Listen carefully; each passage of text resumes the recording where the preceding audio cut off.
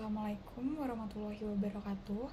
Sebelumnya perkenalkan, nama saya Dia Permata dengan NIM 1910 21 20 21. Di sini saya akan menyelesaikan tugas baca 2 dan 3, yaitu dengan membaca buku Pengantar Filsafat Epistemologi. Sumber pengetahuan, rasionalisme, empirisme, dan sintesis Kantian. Pengantar. Kita semua memiliki banyak hal yang terjadi dalam pikiran kita, seperti keyakinan, hasrat, harapan, mimpi, gambar imajiner, pengetahuan, cinta, dan benci. Untuk menyebutkan beberapa, pernahkah Anda mempertimbangkan sumbernya, bagaimana semua itu bisa menjadi bagian dari proses berpikir, bagaimana semua itu menjadi ide dalam pikiran kita? Beberapa filsuf mengaitkan sumber ide kita dengan indera, termasuk indera batin seperti emosi, dan 5 indera luar, yaitu penglihatan, penciuman, pendengaran, pengecapan, dan sentuhan. Kita mungkin merasakan dunia secara langsung atau tidak langsung melalui pikiran orang lain. Beberapa filsuf bahkan mengklaim bahwa semua ide kita harus berasal dari indera kita. Klaim ini menyatakan bahwa masing-masing dari kita dilahirkan dengan pikiran yang seperti tabula rasa, yaitu bahasa Latin untuk batu tulis kosong atau kertas kosong, yang di atasnya tidak ada apapun yang tertulis dan kita dapat mengisinya melalui pengalaman saat kita terpapar oleh dunia. Pengetahuan yang bergantung pada pengalaman atau yang muncul setelah pengalaman disebut posteriori, bahasa Latin untuk dari yang terakhir. Karena pengetahuan a posteriori bersifat empiris atau berdasarkan pengamatan atau pengalaman, maka pandangan ini disebut empirisme. Yang berlawanan dengan empirisme adalah rasionalisme. Pandangan bahwa akal adalah sumber utama pengetahuan. Rasionalis mempromosikan pengetahuan matematis atau logis sebagai contoh paradigma. Pengetahuan seperti itu menurut mereka dapat ditangkap melalui akal semata, tanpa melibatkan indera secara langsung. Mereka berpendapat bahwa pengetahuan yang diakses melalui penalaran bersifat abadi, yaitu ia ada dan tidak berubah sepanjang masa lalu, sekarang, dan masa depan. Misalnya, 2 tambah 3 tetap 5. Kaum rasionalisme terkesan dengan kepastian dan kejelasan pengetahuan yang diberikan oleh penalaran. Dan mereka berpendapat bahwa metode ini juga harus diterapkan untuk memperoleh pengetahuan tentang dunia. Bukti indera harus sesuai dengan kebenaran akal, tetapi bukti indera itu bukan persyaratan untuk memperoleh kebenaran. Pengetahuan yang tidak bergantung pada atau mendahului pengamatan dan pengalaman disebut a priori, yaitu bahasa Latin untuk dari yang pertama. Rasionalis berpendapat bahwa akal adalah dasar dari pengetahuan a priori.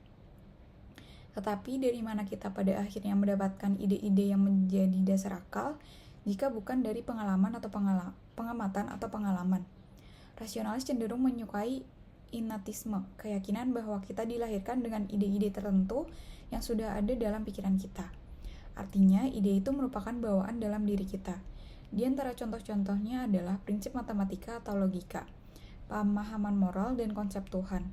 Meskipun kaum innatis mengklaim bahwa ide-ide seperti itu dalam diri kita sejak lahir, ini tidak menjamin kesadaran langsung kita akan kehadirannya. Akal adalah fakultas yang memungkinkan kita untuk menyadari atau mengaksesnya. Berikut ini ide-ide bawaan, dengan demikian menjadi dasar dari model rasionalisme. Di sini ada yang pertama, ada penekanan rasionalisme terhadap pengetahuan a priori. Filsuf Prancis René Descartes dari tahun 1596 sampai 1650 dan filsuf Jerman Gottfried Wilhelm Leibniz, dua pemikir rasionalis yang penting, mendukung kebenaran ide-ide bawaan dan realisasinya melalui akal.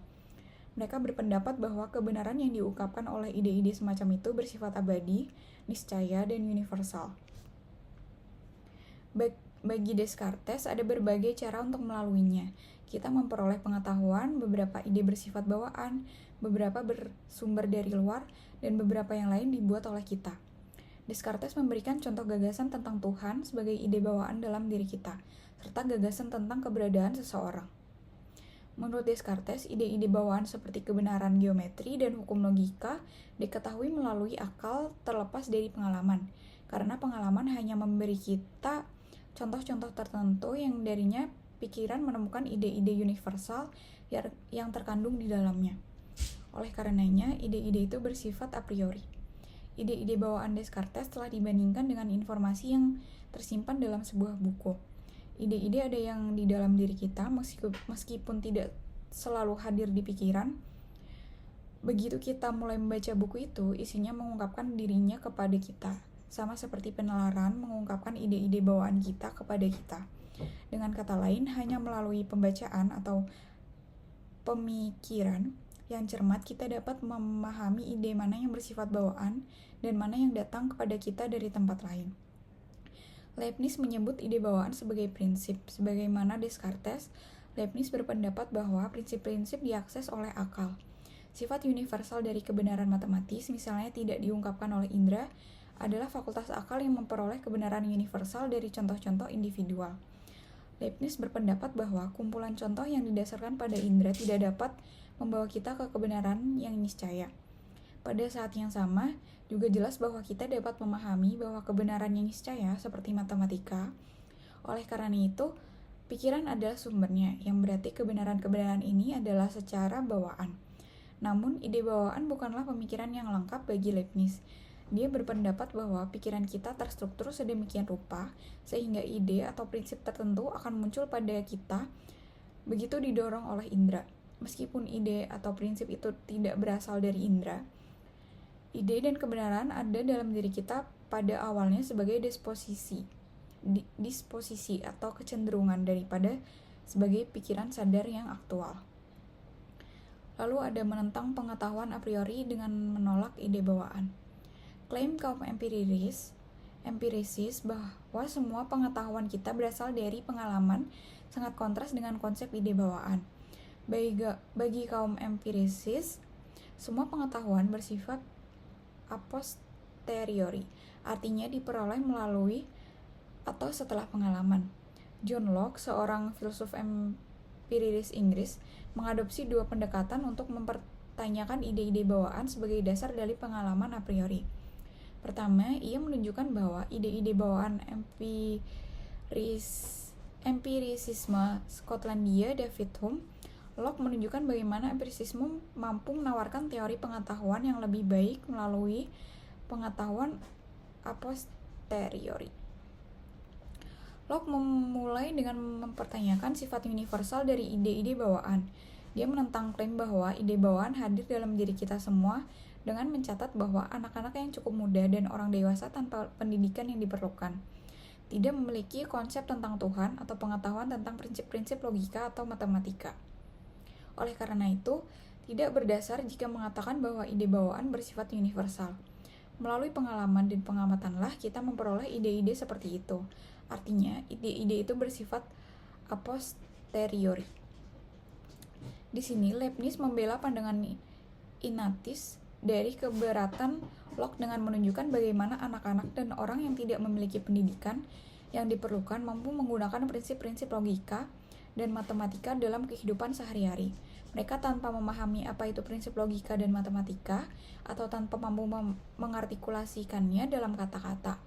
Seorang anak, untuk menggunakan contoh saya sendiri, tahu tanpa kebingungan bahwa dia tidak bisa duduk di pangkuan kedua orang tuanya pada saat yang bersamaan. Demikian pula, mereka yang tidak belajar matematika secara formal masih dapat mengetahui bahwa dua ladang jagung berbentuk segitiga yang berdekatan yang dipisahkan oleh pagar di sisi terpanjangnya dapat membuat satu ladang jagung persegi dengan menghapus pagar yang memisahkannya. Terbukti, seperti yang dikatakan Leibniz, prinsip umum logika dan matematika adalah bawaan. Tetapi ini tidak berarti bahwa semua ide bawaan diterima secara universal. Ada kemungkinan bahwa kita semua memiliki ide bawaan, namun beberapa dari kita tidak menyadarinya. Locke lebih lanjut berpendapat, bagaimanapun tidak ada apapun di dalam pikiran yang tidak disadarinya. Memiliki ide bawaan tanpa menyadarinya bukanlah posisi yang layak bagi Locke. Sebuah ide harus dialami atau dipikirkan terlebih dahulu. Bagaimana lagi ia bisa ada di dalam pikiran? Pada titik ini, Leibniz tidak setuju dengan Locke. Adalah mungkin untuk memiliki banyak ide dalam pikiran tanpa kita menyadarinya. Misalnya, Anda menyerap lagu yang diputar di pasar tanpa menyadarinya secara langsung. Lagu itu tidak mudah diakses atau transparan dalam pikiran kita, karena Anda tidak mendengarnya lagi. Jadi, ia pasti sudah ada di dalam di dalam Anda di suatu tempat dalam arti tertentu. Demikian pula, ide bawaan bisa ada di pikiran Anda tanpa Anda sadari. Kita dilahirkan dengan fasilitas untuk mewujudkan ide-ide bawaan ketika kondisi yang menguntungkan diperoleh di kemudian hari, seperti ide-ide keindahan, keadilan, dan kebenaran matematis. Jawaban Locke adalah bahwa realisasi ide atau kepastian dalam situasi yang tepat berlaku untuk semua ide, bukan hanya ide yang konon bawaan. Dia menantang Ignatius untuk menghasilkan kriteria untuk membedakan ide bawaan dari yang bukan bawaan. Leibniz menanggapi dengan kriteria seperti berikut. Ide bawaan itu bersifat niscaya. Ia pasti benar, tidak dapat salah. Sedangkan ide-ide non-bawaan hanya bersifat kontingen. Mungkin benar dan mungkin salah. Kita dapat membedakan kebenaran niscaya dan karenanya abadi menurut pandangan Leibniz. Dari kebenaran yang bergantung pada berbagai fakta. Lalu ada penekanan empirisme terhadap pengetahuan a posteriori. Locke mengklaim untuk menunjukkan bagaimana pikiran yang seperti tabula rasa lahir memperoleh pengetahuan. Bagi para empirisis, pengalaman semata melengkapi pikiran kita dengan ide-ide sederhana yang merupakan elemen dasar pengetahuan. Setelah ditunjukkan bahwa semua ide dapat berasal dari pengalaman, akan berlebihan untuk menambah ide bawaan. Jadi, apakah pengetahuan a posteriori membuat kita menolak pengetahuan a priori? Mari kita cari tahu. Bagi Locke, pengetahuan berdasarkan pengalaman itu mudah dipahami. Dia meminta kita untuk menganggap bahwa kita memiliki ide bawaan tentang warna dan bahwa kita juga dapat melihat warna dengan mata kita. Dalam hal ini, karena kita tidak perlu bergantung pada keduanya, maka kita cukup mengandalkan indera kita. Karena lebih mudah dan sederhana untuk memahami pengetahuan yang diperoleh dari pengalaman indera daripada pengetahuan yang berasal dari beberapa sumber yang tidak kita sadari. Di sini, Locke menerapkan prinsip pisau cukur Ockham, yang menunjukkan bahwa sebisa mungkin kita harus mengadopsi penjelasan yang sederhana daripada yang rumit. Penjelasan sederhana memiliki kelebihan berupa kurang rentan terhadap kesalahan dan lebih ramah terhadap pengujian daripada penjelasan yang rumit yang tidak menambah nilai penjelasan. Pertanyaan berikutnya adalah, apakah pengetahuan a posteriori saja memberi kita pengetahuan yang memadai tentang dunia? Mari kita ambil contoh mengalami dan dengan demikian mengetahui bunga seperti mawar.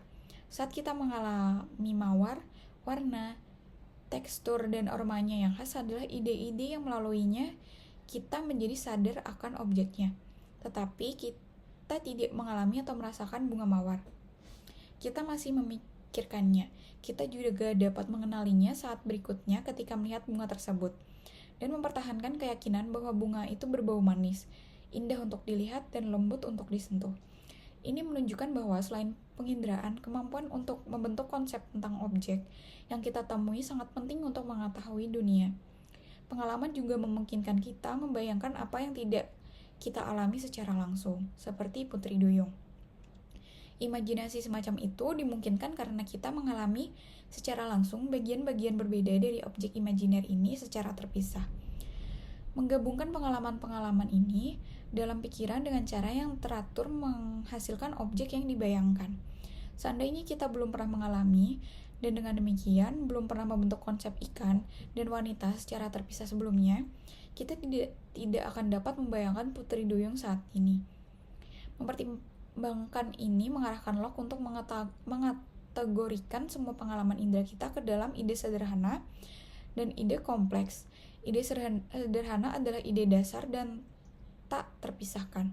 Seperti ide warna merah, ide kompleks dibentuk oleh pikiran, baik dari lebih dari satu ide sederhana atau dari kesan kompleks. Ide-ide kompleks dapat dibagi karena mereka memiliki bagian-bagian. Contohnya termasuk jalan emas, tentara, dan alam semesta. Ide atau konsep saya tentang suatu objek, entah sederhana atau kompleks, pada akhirnya dapat ditelusuri kembali ke kesan indera yang terkait. Hume, filsuf empirisis penting lainnya, menulis tentang ide sebagai salinan dari kesan. Kesan itu gamblang dan hidup seperti yang diterima langsung dari pengalaman indera. Hume juga memungkinkan kesan batin, termasuk kecemburuan, kemarahan, dan sebagainya. Ide adalah salinan mental atas kesan ke dalam atau keluar. yang menjadikannya samar atau lemah. Coba bandingkan pengalaman persepsi dengan mengingatnya dari ingatan. Hume berpendapat bahwa saat tidak ada kesan, tidak akan ada ide. Seorang buta tidak dapat memiliki ide tentang warna, menurut Hume. Seseorang tidak dapat dilahirkan dengan ide-ide yang tidak berasal dari kesan apapun. Jadi, tidak ada ide bawaan bagi Hume. Namun, dia setuju bahwa kecenderungan kita untuk menghindari rasa sakit atau untuk mencari banyak kesenangan dan keinginan kita itu bersifat bawaan. Di sini saya berpendapat bahwa bahkan kecenderungan ini didasarkan pada kesan indrawi kita dan ide-ide terkait yang kita bentuk dari kesan itu. Kecenderungan mental untuk berulang kali mencari kesenangan atau menghindari rasa sakit datang kepada kita hanya setelah kejadian pertama terpapar salah satu sensasi itu. Berbeda dengan Descartes, bahkan ide tentang Tuhan termasuk pengetahuan a posteriori bagi Hume, karena tidak seorang pun dari kita yang mengalami Tuhan secara langsung. Menurut Hume, tidak ada kesan tentang Tuhan yang tersedia bagi kita untuk membentuk ide yang sesuai. Dalam pandangan Hume, imajinasi kita membentuk ide ini dengan memperluas pengalaman kita tentang kualitas baik yang dimiliki oleh orang-orang di sekitar kita. Mengingat bahwa ide tentang Tuhan dapat diturunkan dari kesan-kesan indrawi.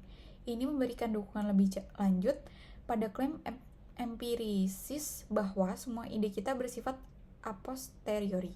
Oleh karena itu, menurut Hume, klaim rasionalis tentang keberadaan ide-ide bawaan dan pengetahuan a priori itu keliru. Selanjutnya ada kekurangan teori tabula rasa. Kelemahan teori tabula rasa kaum empirisis dapat terungkap jika kita dapat menunjukkan bahwa tidak semua ide kita berasal dari kesan yang terkait. Namun, ini tidak berarti kita harus kembali ke teori rasionalis tentang ide bawaan. Seperti yang akan kita lihat, rencananya adalah menjajaki alternatif ketiga. Kehadiran konsep-konsep umum dalam pikiran kita menunjukkan bahwa tidak selalu ada hubungan satu-satu antara ide dan kesan indrawi yang terkait. Misalnya, kita melihat berbagai contoh warna biru di sekitar kita. Dan dari contoh ini, kita membentuk konsep umum tentang biru. Konsep umum ini tidak disalin dari satu kesan tertentu tentang biru, atau bahkan dari corak tertentu warna biru. Kita juga memiliki konsep abstrak seperti keadilan, kebaikan, dan keberanian yang tidak dapat dilacak kesan indrawi yang terkait. Dalam kasus seperti itu, kita mengalami tindakan atau contoh keadilan, kebaikan, dan keberanian yang berbeda. Tetapi, jika konsep-konsep abstrak ini disalin dengan kesan tertentu, maka hanya contoh-contoh ini dan bukan konsep itu sendiri yang akan ada dalam pikiran kita. Oleh karenanya, konsep itu dibentuk atau dipahami daripada disalin. Demikian pula konsep-konsep relasional seperti di atas, di antara, sama, dan sejenisnya diwujudkan bukan dengan menyalin kesan-kesan yang terlibat. Faktanya tidak ada kesan sama sekali yang terkait dengan konsep relasional ini. Kita malah menerima kesan tentang objek-objek partikular yang ada dalam hubungan seperti itu. Kucing duduk di atas tikar, Selat Inggris yang terletak di antara Britania Raya dan Eropa Daratan, 1 dikurangi 1 sama dengan 0, dan seterusnya. Singkatnya, pembentukan konsep umum, abstrak, dan relasional dalam pikiran kita menunjukkan bahwa aliran kesan yang tidak terputus tidak akan membentuk semua ide yang kita miliki. Alih-alih, ini mensyaratkan bahwa sejak lahir, pikiran setidaknya sebagian dilengkapi dengan struktur atau arsitektur yang memungkinkannya memahami kesan mentah yang diterimanya dan untuk membentuk konsep yang di dalamnya tidak ada korespondensi satu-satu antara kesan dan ide. Ini menentang keaslian tabula rasa. Ini membawa kita ke tahap perlu menemukan alternatif ketiga yang sangat diperlukan, yang dapat memfasilitasi pengetahuan yang lebih lengkap tentang dunia. Ini memerlukan persilangan antara a priori dan a posteriori, atau rekonsiliasi keduanya. Selanjutnya ada kombinasi konsep dan objek persepsi. Kesegeraan dan sifat langsung sensasi, kesan, dan persepsi membuatnya pasti. Mari kita secara singkat membongkar ide ini. Pertimbangkan apakah kita bisa salah tentang sensasi kita. Secara umum, dianggap bahwa sementara kita bisa salah tentang seperti apa dunia ini, kita tidak bisa salah tentang fakta bahwa kita memiliki sensasi tersebut. Bahkan jika Anda sedang bermimpi detik ini dan tidak ada buku nyata di depan mata Anda tidak dapat menyangkal bahwa Anda mengalami sensasi tertentu yang menyerupai halaman putih dan font hitam dalam bentuk kata-kata. Oleh karenanya, sensasi kita itu pasti dan tidak dapat meragukan bahwa ia ada. Namun, ada kemungkinan bahwa terkadang kita tidak yakin bagaimana mengkarakterisasi sensasi tertentu. Misalnya, Anda mungkin melihat mobil yang mencolok dan tidak yakin apakah warnanya hijau, metalik, atau abu-abu. Jadi, Anda mungkin mengalami kebingungan dalam menggambarkan sensasi Anda. Tetapi, itu tidak mempengaruhi kepastian dan keteraguan sensasi itu sendiri tentang apa yang ada di sini dan saat ini untuk Anda. Filsuf Jerman Immanuel Kant berpendapat bahwa agar persepsi kita masuk akal bagi kita, persepsi itu harus diterima ke dalam konsep yang ada di dalam pikiran kita. Struktur pemahaman ini memungkinkan pikiran kita memproses kesan yang kita alami, kecuali berbagai sensasi mentah yang kita terima dari pengalaman diklasifikasikan ke dalam kategori pemahaman yang berbeda. Kita tidak dapat memahaminya. Misalnya, pikiran harus memiliki kemampuan untuk setidaknya mengenali apakah dua sensasi itu serupa atau berbeda. Tanpa kemampuan ini, kita tidak dapat memahami pengalaman, atau mempertimbangkan bahwa kita juga melihat bahwa objek berada dalam ruang dan waktu, berada dalam hubungan sebab akibat, dan termasuk dalam kategori kesatuan pluralitas, afirmasi negasi, partikular universal, dan sejenisnya. Di sini sekali lagi, kita tidak mampu memahami pengalaman apapun yang tidak diperoleh melalui kategori-kategori ini. Kan berpendapat, oleh karena itu, ruang, waktu, sebab akibat, kuantitas, kualitas, dan sejenisnya direpresentasikan kepada kita dalam struktur atau konsep bawaan yang sesuai dengan pikiran kita sebelum pengalaman. Menurut Kant, kategori-kategori ini bersifat transdental, dalam arti bahwa mereka menjembatani kesenjangan antara pikiran dan dunia. Mereka adalah struktur jembatan atau konsep tersembunyi yang menempati papan tulis kosong dan membentuk cara kita memikirkan dan mengalami dunia. Tentu saja, konsep-konsep ini juga membutuhkan masukan atau input, atau objek persepsi, objek kesadaran langsung yang disampaikan langsung pada kita dalam pengalaman persepsi melalui indera. Seperti pandangan Kant yang terkenal diungkapkan, objek persepsi tanpa konsep itu buta dan konsep tanpa objek persepsi itu kosong.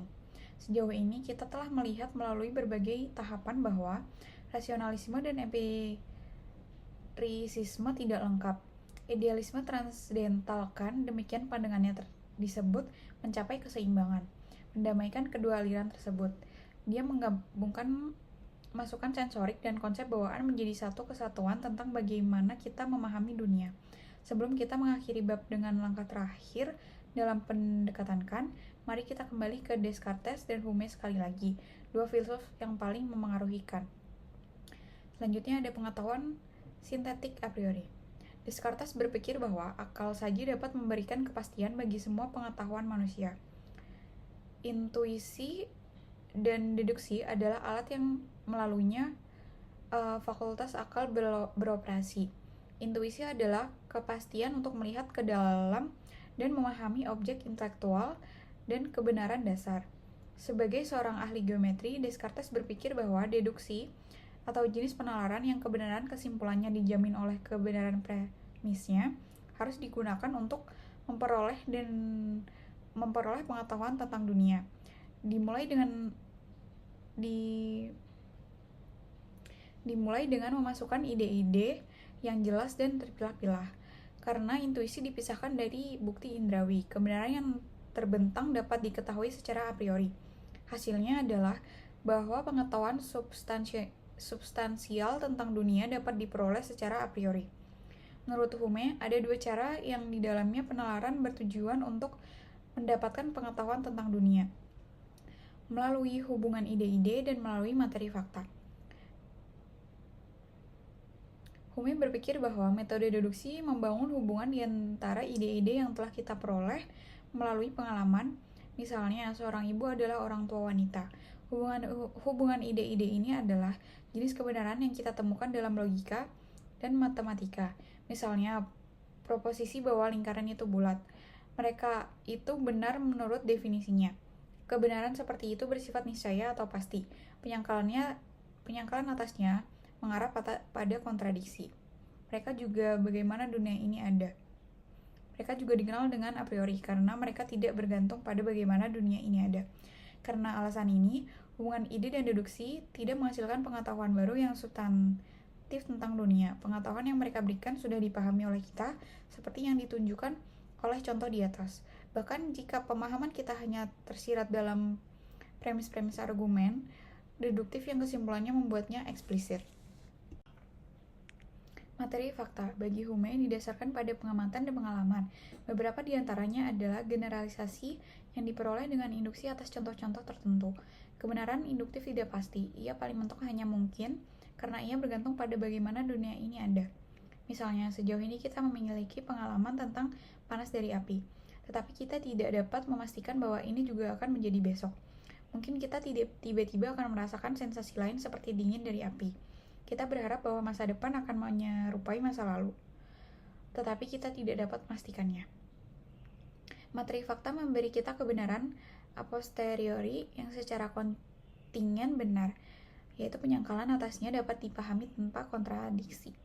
Karena materi fakta tidak benar menurut definisi, ia menambahkan informasi baru yang substantif ke pengetahuan kita yang telah ada, tidak seperti hubungan ide-ide.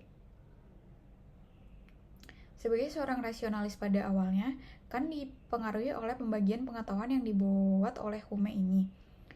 Hanya kombinasi akal dan pengalaman yang dapat memberi kita pengetahuan yang memadai, menurut Kant. Dia mulai dengan memberikan penjelasan tentang hubungan ide yang dia sebut sebagai kebenaran analitik. Dalam kalimat yang menyatakan kebenaran analitik, predikat sudah terkandung di dalamnya, atau merupakan arti dari subjek. Misalnya, pada kalimat lingkaran itu bulat, predikat bulat sudah dapat terdapat pada subjek lingkaran. Contoh lain yang lumrah, dalam kalimat bujangan adalah pria yang belum menikah. Predikat pria yang belum menikah adalah arti dari subjek bujangan. Kita tidak dapat menyangkal kebenaran seperti itu tanpa kontradiksi. Kalimat seperti itu selalu benar, yang berarti bahwa ia benar terlepas dari bagaimana dunia ini ada. Karena kita tidak perlu memeriksa dunia untuk mengetahui apakah ia benar. Kebenaran analitik dapat diketahui secara a priori. Kant mengistilahkan materi fakta tentang kebenaran sintetik. Predikat tidak tergantung di dalam subjek dan juga bukan arti dari subjek. Kebenaran sintetik tidak benar menurut definisi. Dengan demikian, masuk akal bahwa kebenaran sintetik didasarkan pada pengamatan, dan karena itu pasti bersifat a posteriori. Walaupun, seperti yang akan segera kita lihat, kan pendapat ini tidak berlaku untuk semua kebenaran sintetik. Misalnya, pertimbangan proposisi. George si bujang adalah seorang penulis. Kita memiliki informasi baru di sini tentang orang tertentu bernama George yang menjadi seorang bujang dan penulis, dan pengalaman diperlukan untuk mengetahui hal ini. Karena lawan dari kebenaran sintetik tidak kontradiktoris, bahwa ia bersifat kontingen. Kan berpendapat bahwa hanya kebenaran sintetik yang mampu memberikan informasi baru yang substantif tentang dunia. Namun, meski demikian, pengalaman indrawi tidak secara pasif memasuki pikiran kita, tetapi sesuai dengan struktur mental bawaan kita untuk memfasilitasi pengetahuan.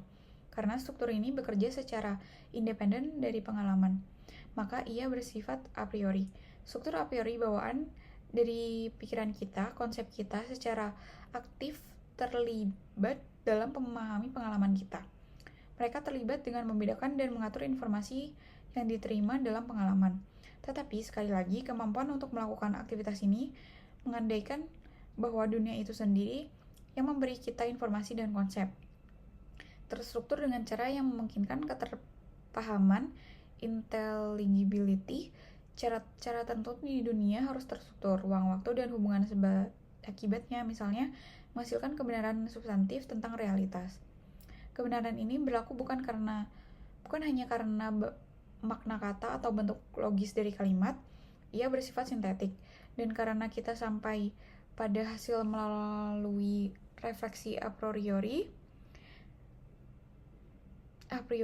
kan berpendapat bahwa kita memiliki pengetahuan sintetik a priori tentang dunia. Kategori pengetahuan yang sebelumnya tidak dikenal sekarang ditambahkan ke kategori standar pengetahuan sintetik analitik a posteriori, dan analitik a priori.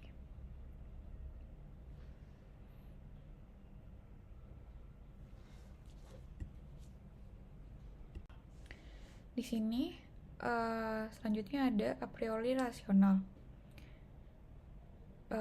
Dalam kategori pengetahuan analitik a priori, signifikansinya itu ditekankan oleh kaum rasionalis. Sedangkan kategori pengetahuan sintetik a priori, signifikasinya itu di kategori kontroversial yang dipostulatkan oleh sintetis Kantian. Meskipun kebenaran dalam kategori ini bersifat kontingen dalam pengertian logika yang ketat, penyangkalan atasnya tidak bersifat kontradiktoris secara logis.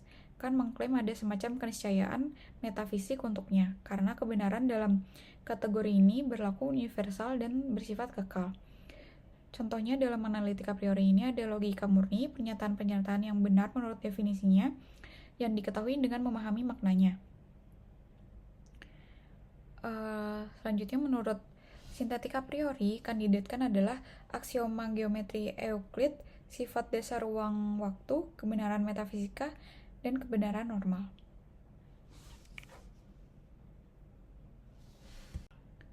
Selanjutnya ada a posteriori atau empiris. Kategori pengetahuannya itu analitik a posteriori. Signifikasinya menerima perhatian minimal karena ia bukan sumber utama perselisihan dalam perdebatan filsafat.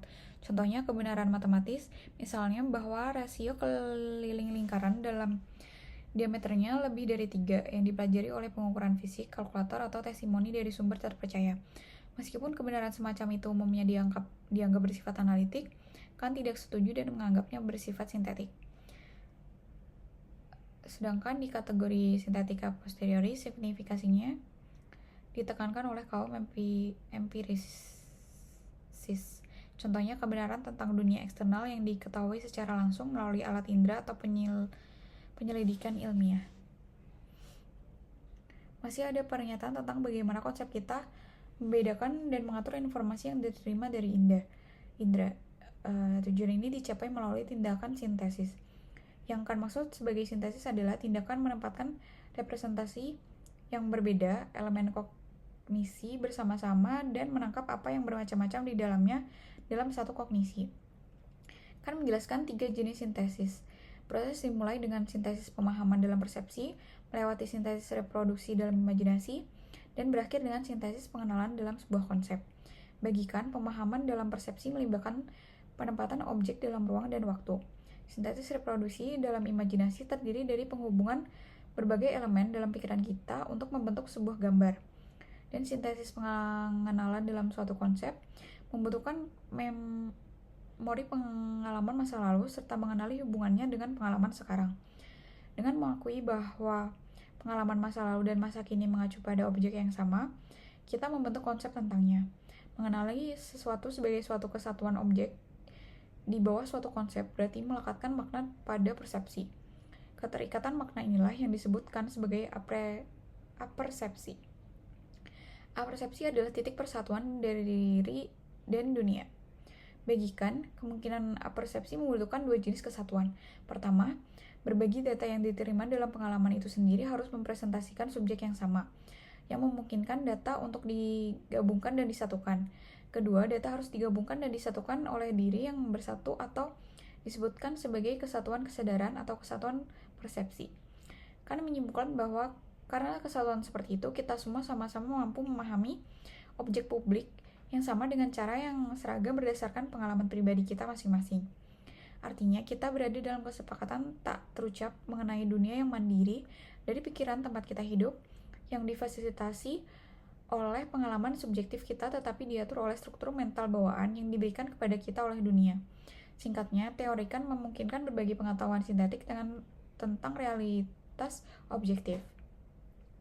Sebagaimana kesimpulan, dengan mempertimbangkan perdebatan antara rasionalis dan empirisis yang berpuncak pada sintesis Kant, bab ini telah menjelaskan masalah bagaimana kita mencapai pengetahuan substantif. Kotak 1. Revolusi Kopernikan Kant dalam epistemologi.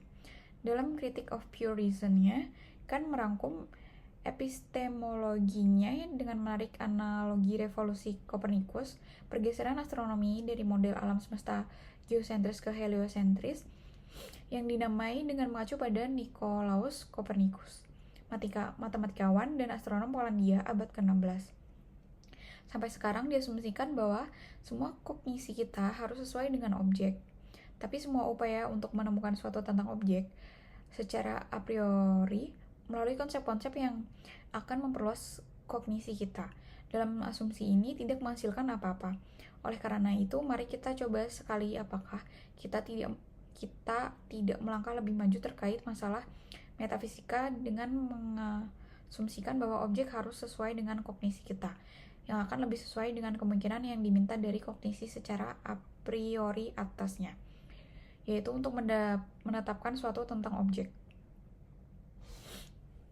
Sebelum diberikan kepada kita, ini akan seperti pemikiran pertama Kopernikus, yang saat dia tidak membuat kemajuan yang baik dalam penjelasan tentang gerakan langit jika dia berasumsi bahwa seluruh benda langit berputar mengelilingi pengamat, mencoba untuk melihat apakah mungkin dia tidak akan lebih berhasil jika dia membuat pengamatan berputar dan membiarkan bintang-bintang diam. Sekarang, dalam metafisika kita dapat mencoba dengan cara yang sama mengenai intuisi objek. Jika intuisi harus sesuai dengan konstitusi objek, maka saya tidak tahu bagaimana kita dapat mengetahui apapun tentang objek secara a priori. Tetapi jika objek sebagai objek indera sesuai dengan konstitusi fakultas intuisi kita, maka saya dapat mempresentasikan kemungkinan ini dengan sangat baik untuk diri saya sendiri. Namun karena saya tidak bisa berhenti dengan intuisi ini, jika intuisi itu ingin menjadi kognisi, tetapi kita harus merujuknya sebagai representasi untuk suatu sebagai objeknya dan menentukan objek ini melaluinya, saya dapat mengasumsikan entah bahwa konsep yang melaluinya saya membawa penentuan ini juga sesuai dengan objek. Dan kemudian saya sekali lagi dalam kesulitan yang sama tentang bagaimana saya bisa tahu apapun tentang objek itu secara a priori.